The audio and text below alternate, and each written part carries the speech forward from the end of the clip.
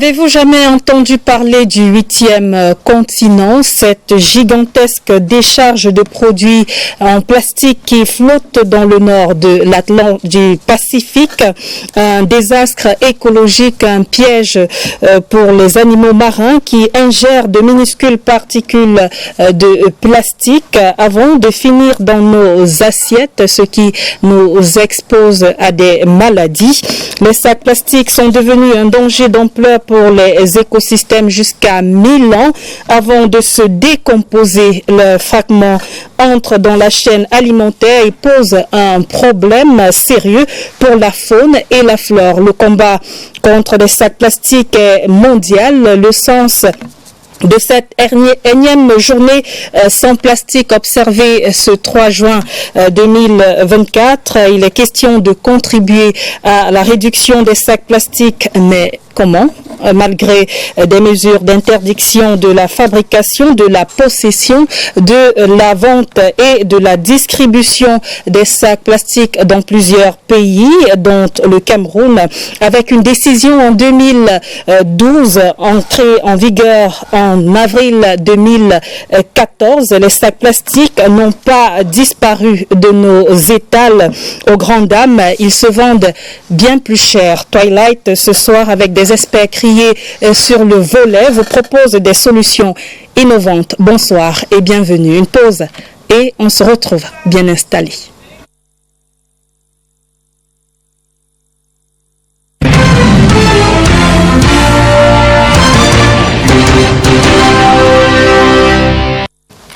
Des intelligences fleuries et aguerries m'entourent ce soir.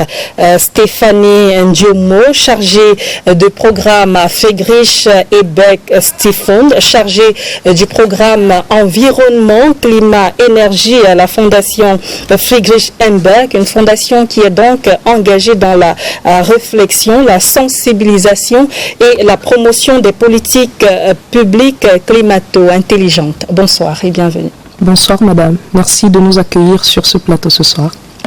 À vos côtés, notamment Benjamin Njor Ebele, journaliste d'Afrique Environnement. Vous êtes également spécialisé dans les questions de santé et d'environnement, vice-président par ailleurs de l'Association des journalistes scientifiques et communicateur pour la promotion de la santé de la région du centre. Bonsoir et bienvenue. Bonsoir Carlette, bonsoir à vos milliers de téléspectateurs. Sur ce plateau également Vidal Ndjoukan Ngimfak, ingénieur en risque et environnement, gestion des risques et des catastrophes. Bonsoir et bienvenue. Bonsoir Carlette, merci pour cette nouvelle invitation. Et bonsoir à tous nos téléspectateurs. Oui. D'accord. Alors, last but not the least, sur ce plateau, bien sûr en présentiel, notamment Aoudou Joshua, il est le chef de la brigade des inspections environnementales au ministère de l'Environnement, de la protection de la nature et du développement durable. Bonsoir, monsieur, et bienvenue. Bonsoir, madame Carlette, et bonsoir aussi à mes co-panélistes. Merci de l'invitation. Alors, je commence immédiatement par vous. Une journée dédiée à une journée sans plastique. Quelles ont été les activités qui ont marqué cette journée, notamment au Cameroun? Merci, Carlette. Cette journée dédiée au plastique a été célébrée avec faste au niveau du Cameroun, avec l'implication des médias qui ont relayé l'information et sensibilisé le public sur les dangers que nous encourons suite à l'utilisation des emballages plastiques ou bien des sacs plastiques emploi jetables qui constituent des dangers pour l'environnement et la santé. Alors, je passe la parole à votre co-panéliste tout à côté de vous, Vidal Ndjoukan Ngimfak, ingénieur en risque et environnement. Quand on parle de sacs plastiques, à quoi est-ce qu'on fait allusion? Bon, plus simplement, on peut dire que le sac plastique, c'est un sac léger, faits à base de plastique, de la matière plastique, plus simplement. Puisqu'on peut avoir des sacs qui sont faits à base du textile, à base de cuir, mais le sac plastique, il reste tout aussi un sac, mais juste fait à base de matière plastique. Et pourquoi une journée dédiée une journée sans sac plastique?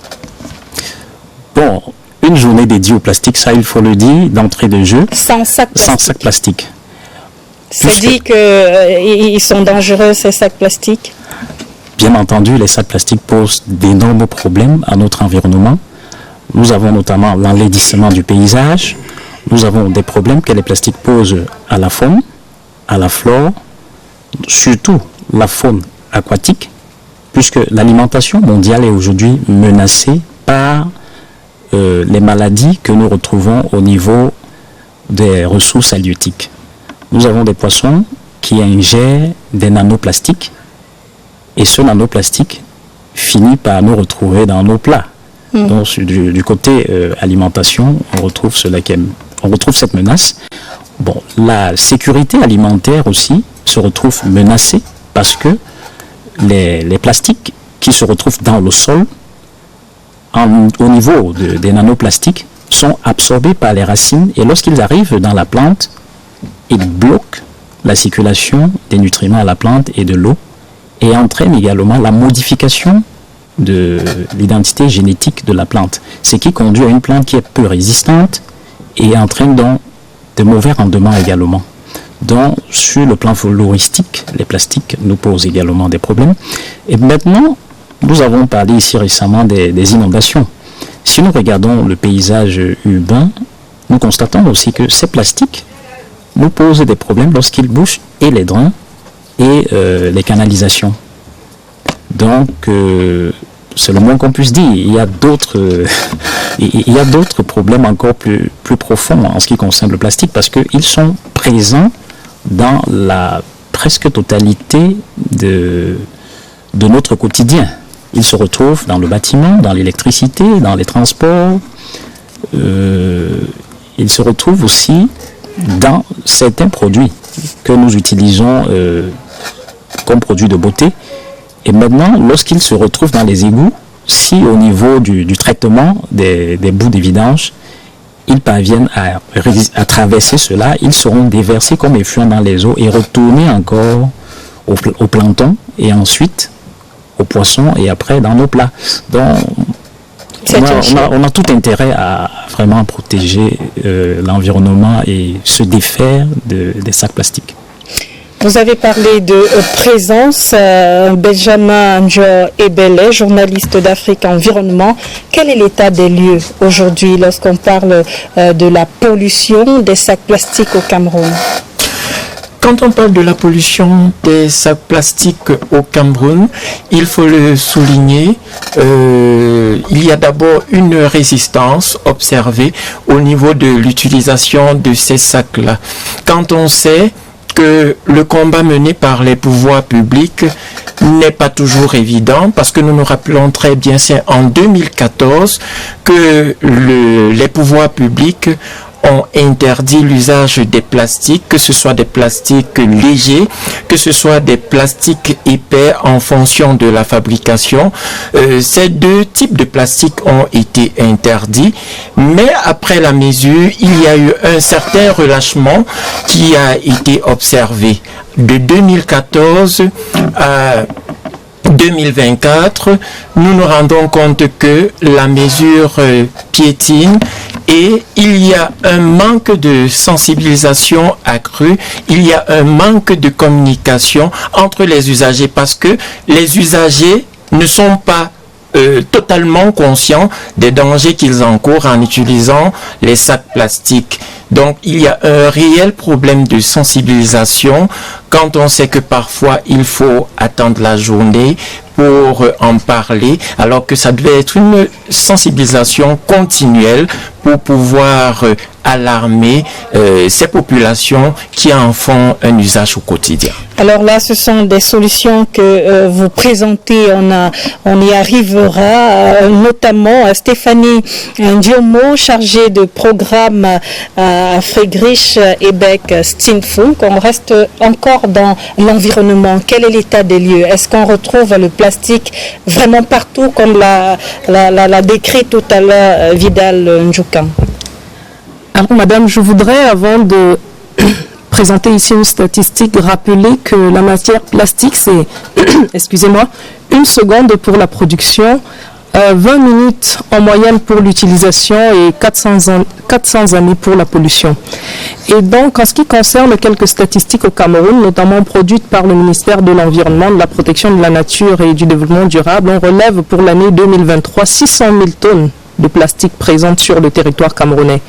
Et de ces 600 000 tonnes, on aurait moins de 2% qui auraient été revalorisés, c'est-à-dire recyclés ou réutilisés. C'est dire que nous sommes environnés de matières plastiques tout autant que nous ne l'étions lorsque cette décision avait été adoptée en 2012, et je ne sais pas s'il nous sera pardonné ici d'exhumer le fait qu'il ait été adopté il y a une décennie déjà, une mesure qui interdisait la commercialisation et l'utilisation des matières plastiques. Tant on constate sur le terrain qu'il pleut toujours du plastique, que ce soit dans le milieu aquatique, que ce soit dans le milieu terrestre ou encore partout ailleurs.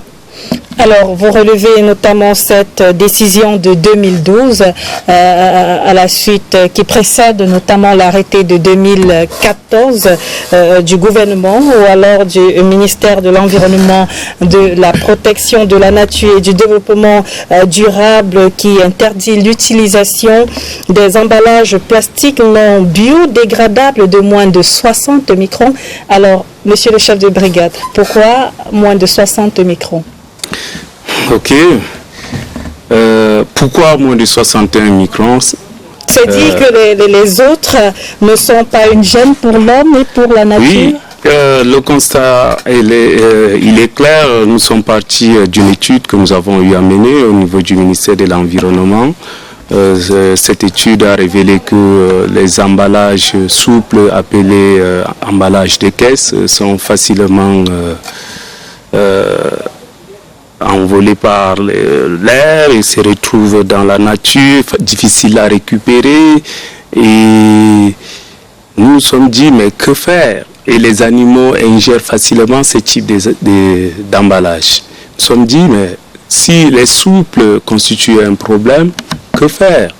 Il faut aller au-delà des 60 microns. C'est pourquoi nous sommes fixés comme objectif de réduire de 40% la pollution plastique par les emballages de moins de 61 microns. Parce que ceux qui sont au-dessus des 61 microns seront facilement récupérés par les collecteurs qui sont recyclables et ne seront pas ingérés facilement par les animaux et ça résiste aussi au choc. C'est pourquoi nous avons pris la résolution d'interdire les emballages souples de moins de 61 microns pour encourager la réutilisation des emballages plastiques. Parce que, souvenez-vous, lorsque vous partez au marché, on vous emballe 1 kilogramme de marchandises, il faut réemballer avec 3 ou 4 emballages souples, ce qui génère autant de déchets. Et pourtant, avec un emballage de 61 microns, cela suffit et vous pouvez réutiliser 5 ou 6 fois. Donc, c'est voilà des raisons qui nous ont poussés à prendre cette réglementation de commun accord avec les opérateurs du secteur de plasturgie et les organisations non gouvernementales qui militent en faveur de la promotion ou bien de la protection de l'environnement. Alors, comment s'est traduit et continue de se traduire la mise en application de cet arrêté-là sur le terrain? Oui, la mise en œuvre de cette application ne souffre de rien. Elle a cours et nous sommes sur le terrain. avec les autres administrations que sont l'administration des douanes, les militaires et le Mincommerce et toutes les autres administrations partenaires qui travaillent avec nous au sein du comité régional, départementaux de lutte contre la pollution plastique ou bien les emballages plastiques. Mais je tiens à relever ici l'objectif de cette réglementation n'était pas d'interdire les plastiques, mais de réduire le volume de plastique dans la nature. Nous allons vivre avec du plastique. Cette lutte concerne la pollution plastique et non le plastique. Il faut qu'on fasse ce distinguo. Parce que le plastique aujourd'hui est rentré dans nos mœurs, dans nos habitudes et même au niveau international, la communauté internationale est en train de négocier un instrument international juridiquement contraignant qui va gérer la pollution plastique et non le plastique, la pollution plastique. Parce qu'il est question de réduire cette pollution. Alors vous parlez de réduire notamment cette pollution, vous y êtes arrivé? Nous sommes en cours parce que c'est une lutte perpétuelle. Nous n'allons pas baisser les bras tant que... 10 ans après, est-ce qu'il y a des résultats positifs quand même? Les résultats sont positifs et nous constatons sur le terrain et même auprès des ménages sont satisfaits de cette réglementation parce qu'aujourd'hui on connaît déjà le bon plastique du mauvais plastique avec le stampillage qui existe et le satisfecit des ménages qui utilisent ces plastiques de plus de 61 microns qui résistent au choc et qui protègent considérablement leurs marchandises. Et aussi le volume de déchets dans les déchets ménagers ont réduit parce que aujourd'hui vous allez voir ce n'est plus comme avant et c'est pourquoi nous parlons de la réduction.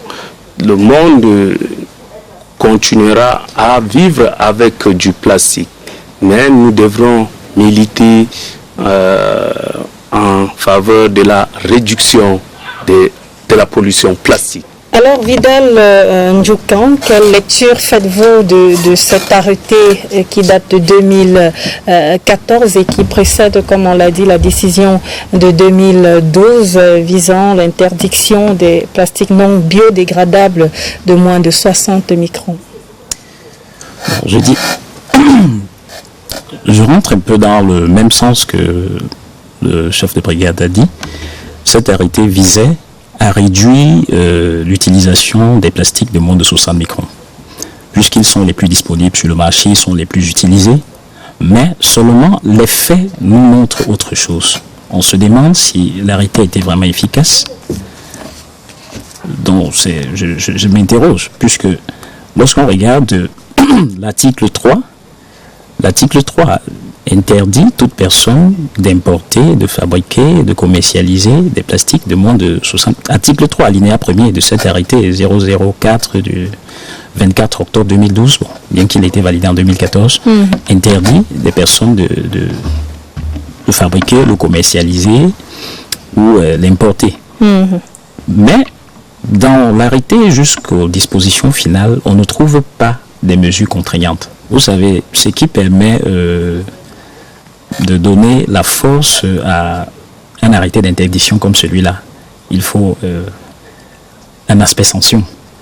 Oui, bon, la seule sanction qu'on trouve dans les dispositions finales, c'est la personne peut être emprisonnée, je crois, c'est de 18 mois pour quelqu'un qui importe et utilise, importe, fabrique ou commercialise ces plastiques sans autorisation, sans permis, autant pour moi, sans permis environnement qui le permet d'éliminer ces plastiques, peut être poursuivi et emprisonné pour jusqu'à 18 mois et peut avoir une amende. Mais seulement les faits, on se demande si le manque de sanction ou bien, je ne sais pas, c'est qui rend ça inopérationnel pour qu'on puisse observer ce que nous observons, parce que de 2014 jusqu'à 2024, on se demande bien si les gens sont conscients de cette réalité.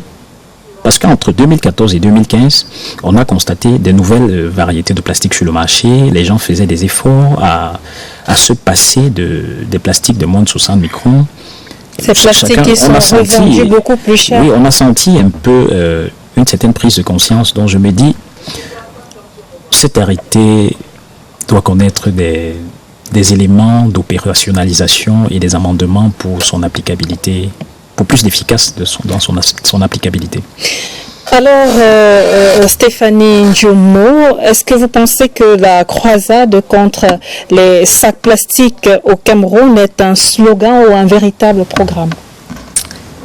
Alors, je m'excuse d'être peut-être un peu cru et de m'inscrire peut-être en opinion contraire par rapport à ce que a soulevé le précédent panéliste, notamment en provenance du ministère. Je pense qu'un arrêté d'envergure aussi importante et forte que celui qui a été n'est-ce pas, rendu disponible en 2014 et là, cela doit se sentir dans la vie du citoyen. Et je pense pour ma part et certainement aussi pour plusieurs Camerounais qui nous suivent que on continue de vivre en présence de ces plastiques de moins de 60 microns. Je me souviens dans les achats qui sont les miens au quotidien que j'interdis à la vendeuse ou au vendeur de me mettre 2 boîtes d'allumettes ou alors, je ne sais pas, une spirale de Montaga dans l'emballage plastique, qu'il soit blanc ou noir, c'est ce qu'on connaît tous. Et c'est lui qui me demande en retour, madame, vous êtes sûre que ça va? Je lui dis oui, ça va. Je me demande à quel moment, à quel niveau, dans quel espace géographique finalement cette interdiction opère pour que ce soit le client qui puisse dire au commerçant je n'ai pas besoin de ce plastique-là, qui est interdit dans l'arrêté. Donc je me demande à écouter un peu si finalement ce sont les mêmes réalités qu'on vit au quotidien. Alors ça me permet de rapidement peut-être dire ici qu'il s'est agi encore juste d'un slogan, pour répondre avec les termes que vous avez bien voulu utiliser, parce que c'est finalement une décision qui demande beaucoup d'audace. Il ne faudrait pas avoir une certaine timidité quand on prend ce genre de décision. On l'a vu avec les pays africains qui nous sont voisins ou qui ne le sont pas. Je voudrais quand même prendre l'exemple ici du Rwanda et peut-être aussi du Kenya, où on a vu des mesures fortes comme celle de l'interdiction du plastique être prise et dans cette mesure s'imposer aux nationaux et aux étrangers. Tout le monde sait que lorsqu'on arrive sur le territoire rwandais, il est interdit sous peine de poursuite civile, n'est-ce pas, l'utilisation de ces matières plastiques-là. Donc c'est l'envergure qu'on espérait avec la décision qui a été prise en 2014, mais au regard des faits, on a l'impression qu'il y a certes eu une volonté politique, mais qui ne s'est pas suivi des mesures nécessaires à la concrétisation de cette interdiction-là. Je pense, par exemple, ici, il n'est pas encore l'heure peut-être de parler des alternatives, mais je pense que les alternatives n'ont pas suffisamment été explorées pour que ces plastiques de moins de 60 microns soient écartés. Je voudrais ici déjà parler, si vous me permettez, de la matière textile, que l'on retrouve à tout bout de chemin au Cameroun avec plus de 10 salons de couture au kilomètre carré avec des déchets incalculables produits et qui pourraient, n'est-ce pas, être l'alternative pour les sacs, par exemple, lorsqu'on se rend à la boutique ou dans les supermarchés ou même au marché. Et donc, à quel point est-ce que les mesures alternatives ou alors accompagnant cette interdiction ont été prises, ont été rendus opérationnels pour que finalement cette matière plastique soit abandonnée. Je regrette de constater qu'il s'agit encore à ce jour, 10 ans plus tard, d'un slogan, mais je pense que la volonté politique est bel et bien palpable dans cet arrêté et que peut-être l'action de tous et de chacun pourra contribuer à ce que cela soit une réalité. Alors, Benjamin Joy Bellet, vous le releviez alors que vous preniez votre première parole sur ce plateau, un problème de sensibilisation. Madame, d'abord on viendra à vous tout à l'heure, monsieur le chef de brigade. Permettez d'abord notamment à Benjamin Joy Bellet de placer un autre mot. Vous pourrez après répondre à toutes ces interventions-là. Benjamin Joy Bellet, je le disais, vous aviez relevé ce problème de sensibilisation qui n'est pas assez agressé et notamment on parle d'un autre problème, celui des alternatives. Vous en voyez sur le marché camerounais?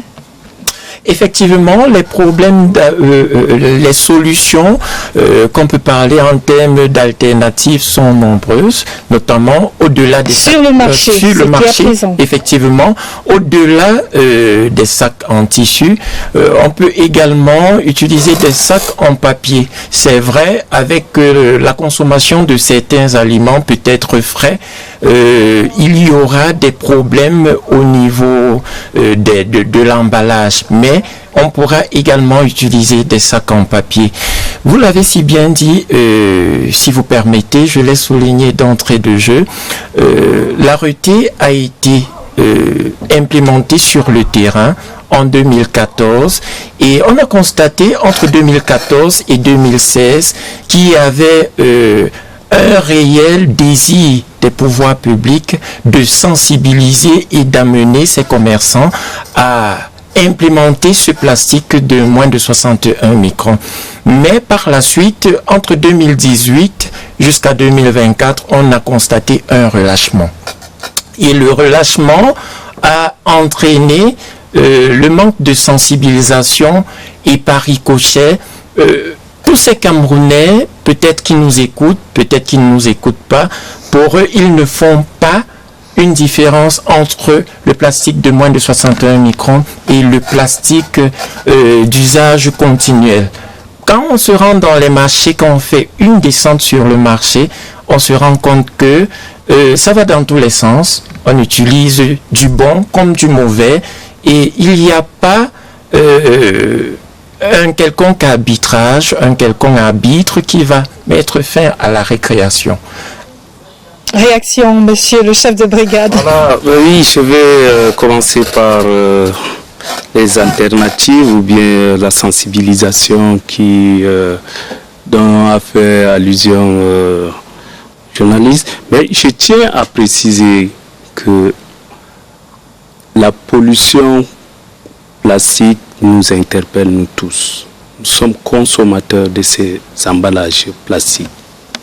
Et dire aujourd'hui que le Camerounais lambda ne connaît pas la différence entre le bon plastique et le mauvais plastique, c'est vraiment une mauvaise foi. Nous avons communiqué largement avant l'entrée en vigueur de cet arrêté, nous avons communiqué et nous continuons à communiquer. Dire aujourd'hui que les Camerounais ne connaissent pas la différence, c'est une mauvaise foi, disais-je. Maintenant, pour ce qui est de la sanction, l'arrêté, la sanction n'est pas du domaine de l'arrêté, c'est du domaine de la loi. Et la sanction a été prévue dans la loi 4. Et il faut que je vous informe que les sanctions environnementales sont énormes. Elles varient de 500 000 à 500 millions de francs CFA. Maintenant, pour sanctionner les petits contrevenants, nous avons le code pénal qui a prévu des sanctions de moindre, des petites envergures. Selon l'article 370 du code pénal, il est prévu des sanctions de 4 000 francs et la garde à vue de 1 à 4 jours des contrevenants. Et c'est ce que nous appliquons sur le terrain. Vous n'allez pas nous dire aujourd'hui que les entreprises qui produisaient frauduleusement n'ont pas été sanctionnées. Aujourd'hui, toutes les entreprises camerounaises se sont conformées à la production des emballages conformes. Les importateurs, une fois que nous avons mis la main sur ces importateurs, et nous les sanctionnons conformément à la législation. Et pour les petits distributeurs, nous appliquons, disais-je, l'article 370 et nous les gardons à vue régulièrement. Donc, je tiens à préciser que les habitudes ont la peau dure, mais les efforts sont faits pour traquer les contrevenants. Non seulement au niveau du ministère de l'Environnement, mais toutes les autres administrations. Il n'y a pas de cela 2 semaines ou 1 semaine, la marine a eu à saisir des emballages plastiques provenant des pays voisins. Et avant de continuer, oui. Je vous invite Donc, notamment à suivre ce reportage-là, des saisies évoquées tout à l'heure par Aoudou Joshua, chef de brigade des inspections environnementales au ministère de l'Environnement, de la Protection de la Nature et du Développement durable. C'est un reportage de Sierre TV Littoral.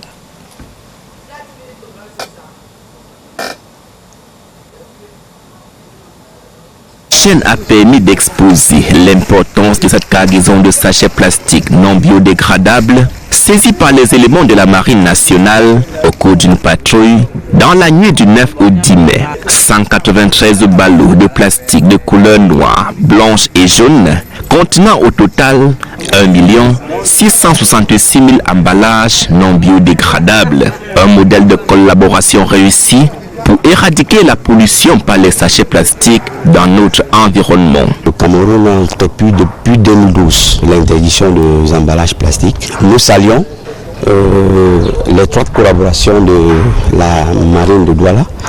Et nous souhaitons que cette action continue pour permettre l'éradication de la pollution plastique. Une destruction de ces plastiques est prévue, ainsi que leur recyclage. Il y a les prestataires agréés par le ministère qui viennent prendre ce plastique pour recycler à de fins utiles. La lutte contre la pollution par les sachets plastiques s'intensifie ainsi à Douala et les différentes administrations concernées entendent bien jouer leur partition. Merci Léon Bertrand-Tanefo pour ce reportage, notamment. Réaction, on voit qu'il y a des efforts qui sont faits, notamment. Alors, madame, je pense que les efforts faits ne devraient pas s'observer à la télé, mais dans le quotidien de toutes les personnes qui sont appelées à vivre avec ces matières plastiques ou alors sans ces matières plastiques-là.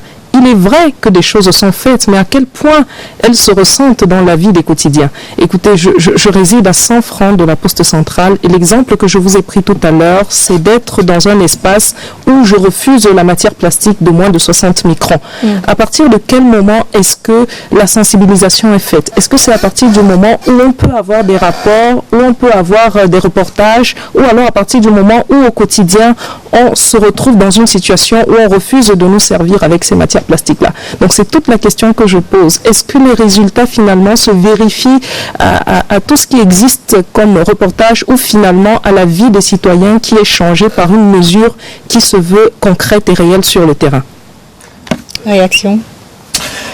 Je partage l'avis de ma copanéliste et à cet avis, ce que je pourrais ajouter, c'est tout simplement que ces efforts qui sont faits ne garantissent pas à 100% que le Camerounais lambda puisse toujours connaître, et cela reste ma préoccupation, qu'est-ce que le vrai plastique, qu'est-ce que le faux plastique, où en est-on exactement?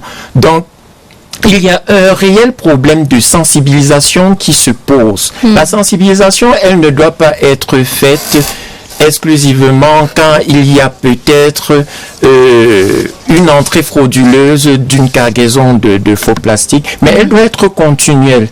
Parce que, étant continuelle, elle poussera les Camerounais, la grand-mère qui est au village, ou alors la Bayam Selam, qui fait son commerce en Vogbi, n'est pas toujours au courant de la différenciation entre ces plastiques-là.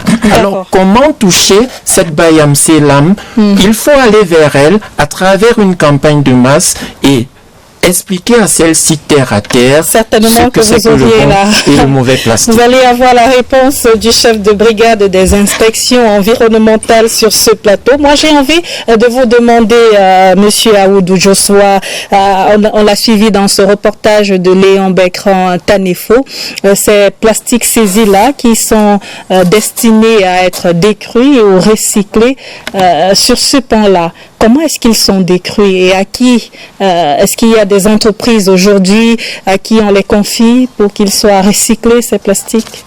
Oui, les emballages non conformes sont saisis et rendus inutilisables et remis à la disposition des entreprises agréées qui disposent de permis environnementaux en matière de recyclage et de valorisation des plastiques.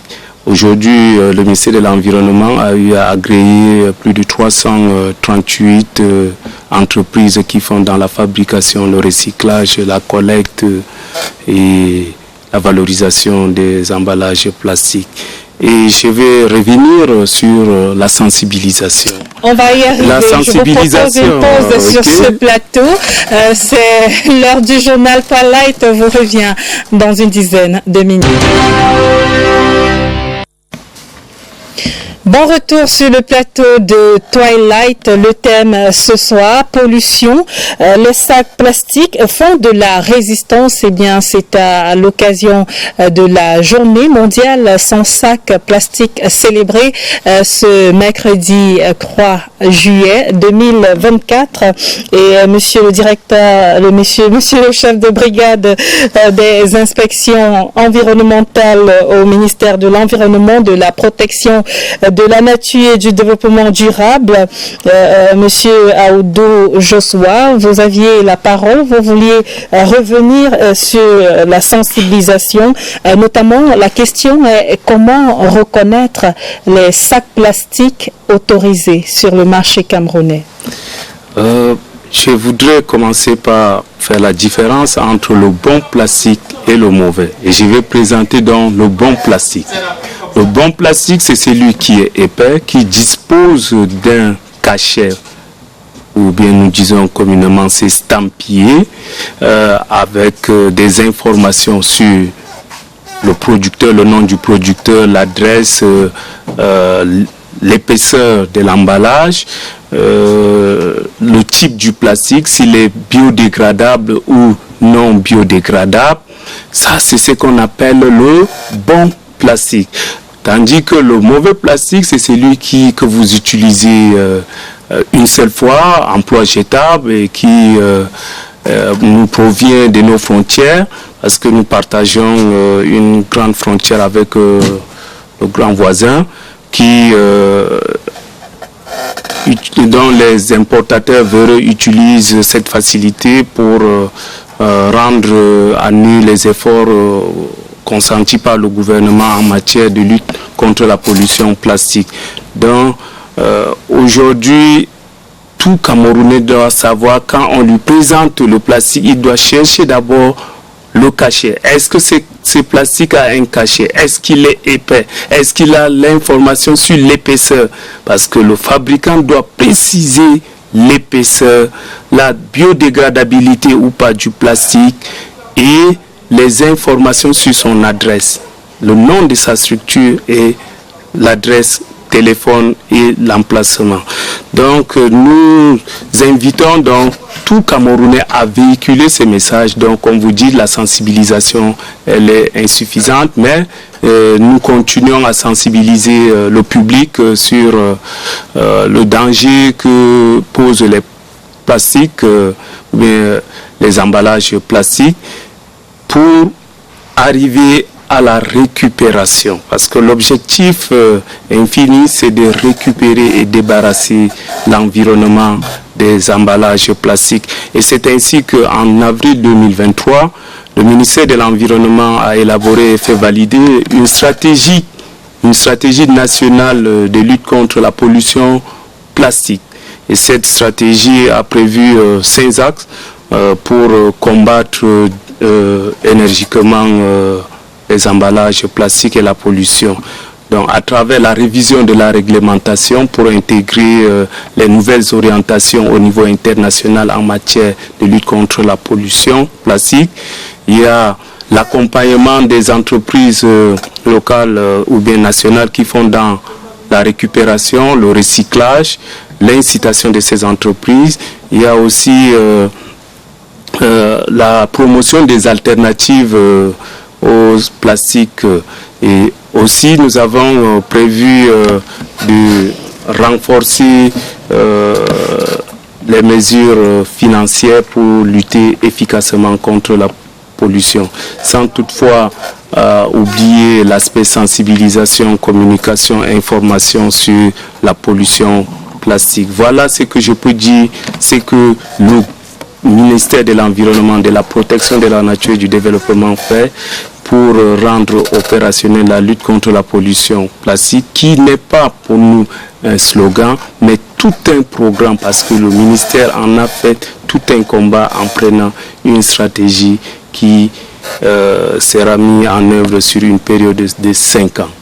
Alors, Benjamin Joy Belle, vous avez parlé de sensibilisation. Eh bien, qu'est-ce que vous proposez dans ce sens-là pour qu'elle ait des effets auprès des populations notamment? Effectivement, parlant de sensibilisation auprès des populations, nous avons 2 types de communication qui peuvent porter. Alors, la première communication est une communication de masse. Quand on sait que la masse sociale la moins intéressée par la qualité du plastique, ce sont d'abord c'est des commerçants, c'est des bayam selam, ce sont ces revendeurs-là, mais également c'est également, je voulais dire, les potentiels clients.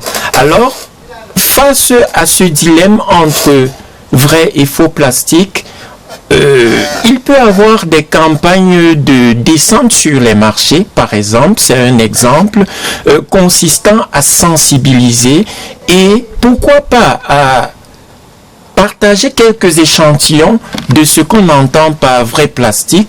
Là, la sensibilisation va facilement passer entre nos mamans qui n'ont pas la tête à retenir exactement si on présente à la maman que voilà le vrai plastique, à partir de là, ce sera enregistré et elle se contentera de cet exemple-là.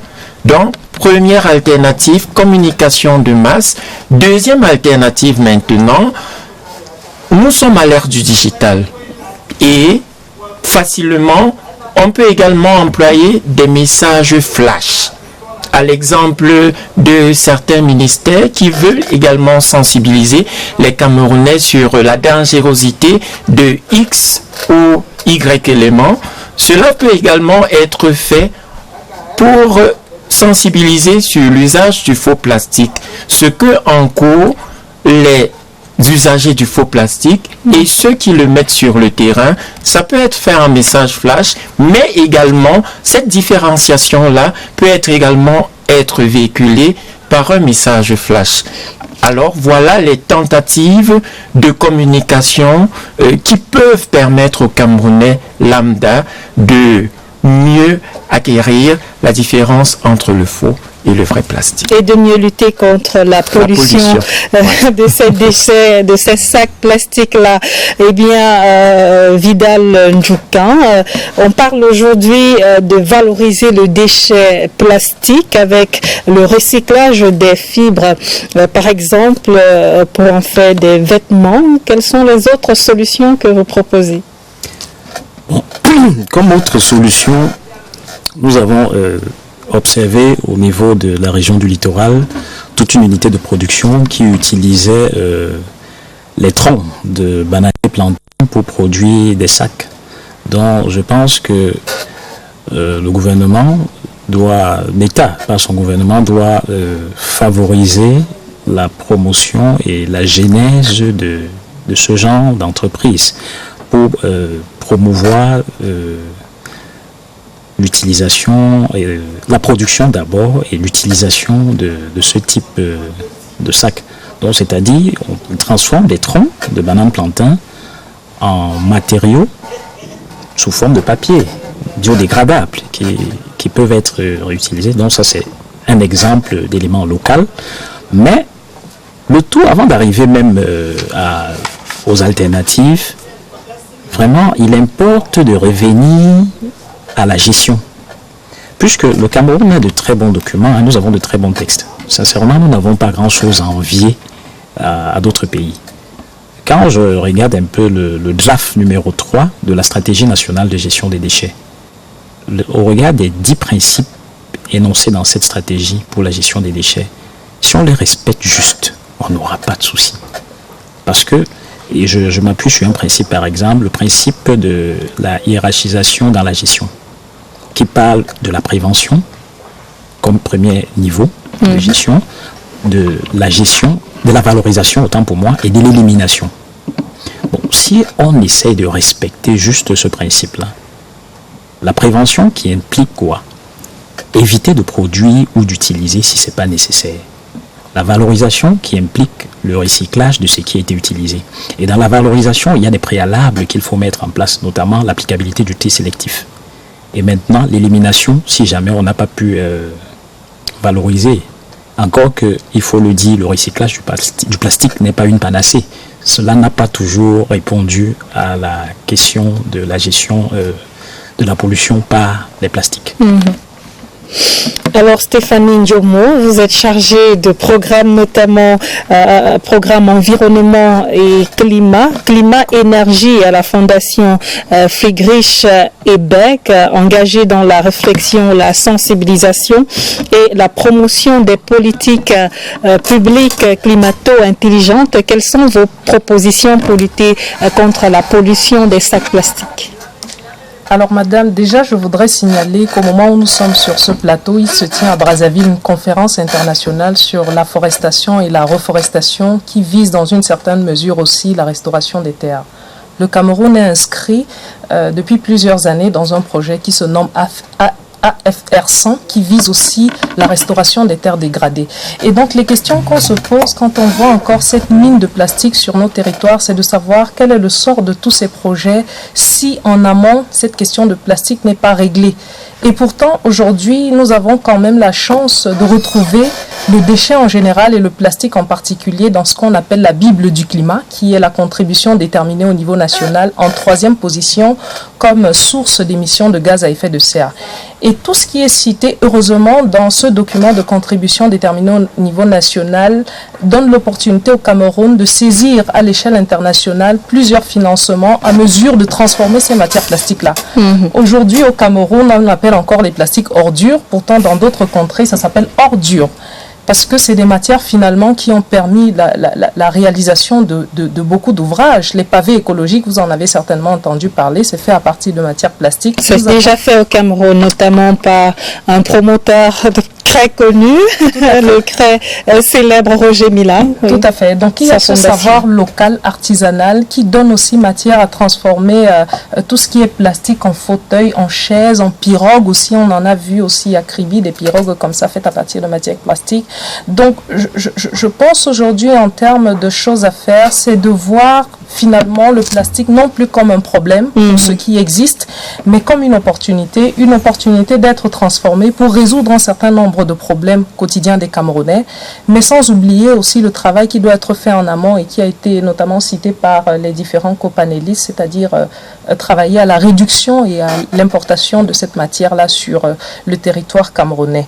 Donc aujourd'hui, voir le plastique pouvoir bénéficier d'un financement international pour être transformé et améliorer, n'est-ce pas, nos conditions de vie au Cameroun est une chose à laquelle on devrait, n'est-ce pas, tendre. Et pourquoi pas revenir au temps heureux où nous utilisions le verre.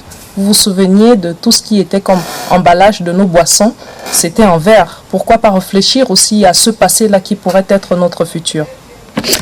Alors, je reviens à vous, monsieur le chef de brigade des inspections environnementales au MINEPDEP, le ministère de l'Environnement, de la Protection de la Nature et du Développement durable. Au-delà des interdictions, au-delà du recyclage notamment évoqué, est-ce qu'il y a des projets de vulgarisation pour véritablement muscler la lutte contre la pollution des sacs plastiques? Je pense notamment à des programmes, peut-être Ville sans plastique, meilleur jeune écolo, pour encourager notamment l'implication des acteurs locaux, des jeunes, des associations. Oui, il y a plusieurs initiatives qui sont portées par des ONG et certains opérateurs économiques en lien avec la lutte contre la pollution plastique. Et je dirais aujourd'hui, comme l'a dit la co-panéliste, le plastique ne doit pas être considéré juste comme un mal, mais un mal nécessaire parce que nous avons des filières de recyclage connues et bien maîtrisées par les opérateurs du secteur. Et donc, le recyclage constitue la meilleure option de réduction des déchets plastiques dans la nature. Donc aujourd'hui, nous avons toute une stratégie qui comporte des plans d'action et des tâches, des activités et des tâches qui seront mises en œuvre pendant les 5 ans. Donc on va transformer certaines actions en projets parce que j'ai parlé de la promotion des alternatives, ça peut constituer un projet. Il y a aussi l'incitation des entreprises qui font dans le recyclage et la recherche des financements pour lutter efficacement auprès des ONG locales ou bien des bailleurs de fonds pour accompagner cette initiative de lutte contre la pollution. Donc, le document stratégique, il est là. C'est notre document de plaidoyer qui va nous servir de guide pour arriver à la réduction à 40% des volumes de déchets plastiques emploi jetables et à 50% des déchets qui seront incinérés. Je parle d'incinérés et non, 50% des déchets qui seront recyclés et 10% des déchets qui seront incinérés parce qu'ils sont dangereux ou bien qui ont été en contact avec des substances dangereuses. Donc notre boussole est déjà là. Nous allons nous déployer sur le terrain auprès des ONG ou bien de la population pour mener à bien cette lutte. Alors, on va sortir par un dernier mot, chacun des panélistes sur ce plateau. 30 secondes, Vidal, en conclusion. Pour lutter contre la pollution des sacs plastiques, qu'est-ce qu'il faut ajouter à ce qui est déjà fait? En conclusion, je pense plus à revenir à l'éducation environnementale. Parce que, au regard de ce qui est dit dans la stratégie nationale de gestion des déchets, le draft 3 que j'ai évoqué tout à l'heure, il est précisé que le citoyen a droit à l'information environnementale. Donc je me dis, si le citoyen connaît quels sont les risques et les dangers qu'il court en gérant mal les plastiques usagés, je pense qu'il oserait mieux se mettre dans ce combat de lutte contre les plastiques, contre la pollution par les plastiques. Benjamin Joy-Bellet. Oui, j'insisterai encore une fois de plus sur la communication.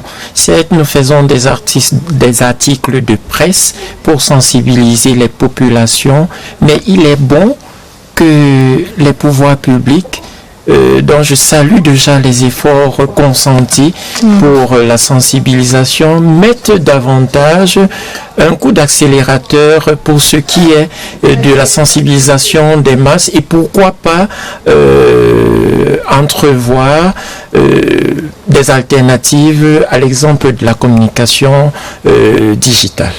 Voilà. Stéphanie Ndjomo. Alors, à tout ce qui a été dit, je voudrais simplement rajouter que le problème plastique doit être saisi individuellement avant d'être finalement une réponse étatique ou gouvernementale. Alors, je le dis parce que la redirection de responsabilité ne va pas nous aider. Il va falloir au bout d'un moment que chacun de nous sachions que nous avons une responsabilité pour ce qui est de la vie finalement de la matière plastique et du problème que cette matière-là pose dans le quotidien des Camerounais. Donc il est question finalement d'avoir une société civile pas distraite, encore moins discrète en ce qui concerne les actions à mener pour éliminer cette matière plastique-là. Monsieur le chef de brigade, en quelques secondes. Oui, comme mot de fin, je vais interpeller la population camerounaise et à changer de mode de production et de consommation parce qu'aujourd'hui notre mode de consommation génère trop de déchets à l'instar des déchets plastiques que nous vivons avec au quotidien parce que le plastique aujourd'hui constitue le troisième matériau produit dans le monde après le fer et le ciment. Donc chaque population ou bien chaque individu utilise le plastique sous quelque forme que ce soit. Donc changeons notre mode de production, de consommation et refusons à chaque fois lorsqu'on nous tend des emballages non autorisés, dans le mauvais sur plastique. le marché. C'est entendu. Merci à vous quatre d'être venus sur ce plateau. Merci à vous, chers téléspectateurs, de nous avoir regardés. Nos équipes techniques et rédactionnelles, c'était Twilight, édition du mercredi 3 juillet 2024. Nos programmes se poursuivent.